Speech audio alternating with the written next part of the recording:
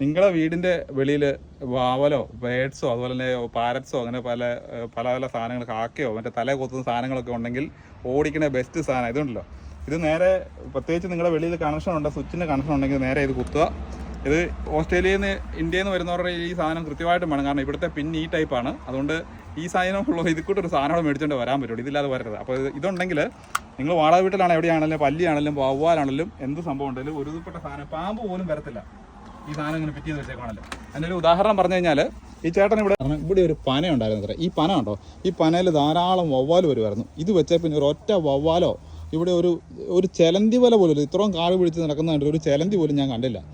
അപ്പോൾ നിങ്ങൾ വ്യത്യസ്തമായ ഓസ്ട്രേലിയൻ മീഡിയ ഉണ്ടെങ്കിൽ ഇത് ഫോളോ ചെയ്താൽ മതി. ലൈക്ക് തീർച്ചയായിട്ടും ഇത് വളരെ ഉപകാരപ്രദമായി കാണും എന്ന് വിശ്വസിക്കുന്നു. പലർക്കും ഇതിനെക്കുറിച്ച് അറിവുണ്ടായിരിക്കും.